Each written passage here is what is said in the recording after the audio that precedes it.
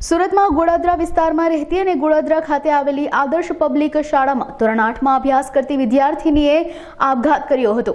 મળતી માહિતી મુજબ ફી નહીં ભરવાને લઈને વિદ્યાર્થીને 2 દિવસ શાળા સંચાલકોએ ટોયલેટ પાસે ઊભી રાખી હોવાના પરિવાર દ્વારા આક્ષેપ કરવામાં આવ્યા છે। તેમજ વિદ્યાર્થી સાથે શાળા સંચાલકોએ અનેક વખત આવો વ્યવહાર કરી દબાણ કરતા હોવાના પરિવારના આક્ષેપો છે। તેથી વિદ્યાર્થીનીએ આપઘાત કર્યો હોવાનું પરિવારજનોએ જણાવ્યું હતું। વિદ્યાર્થીની આપઘાત પગલે પરિવાર શોકમાં ફેરવાઈ ગયો છે। समग्र घटना अंगे गोड़ादरा पुलिस तपास शुरू करी है। घटना ऐसी थी सर कि वो उत्तरायण से पहले लड़की को एग्जाम नहीं देने दिया, पूरा दिन इसको बाहर खड़ा रखा क्लासरूम के बाद। फिर वो घर लड़की रोते रोते घर पे आई, वो इसकी मम्मी को बोला मैं तो जॉब पे था, बोली मम्मी के मेरे को एग्जाम नहीं देने दिया, पूरा दिन बाहर खड़ा रखा। फिर बोली मैं अब स्कूल नहीं जाऊंगी।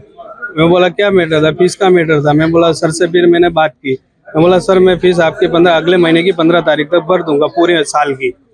वो बोले ठीक है। फिर मैंने बोला आपने लड़की को खड़ा क्यों करा? कि हमारा प्रोसेस है, हम खड़ा रखते हैं। मैं बोला एग्जाम तो देने देते, मैं भरता, फीस तो भरने वाला मैं हूँ।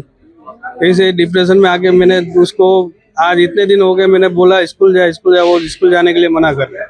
बोला मुझे नहीं जाना स्कूल, पढ़ना ही नहीं।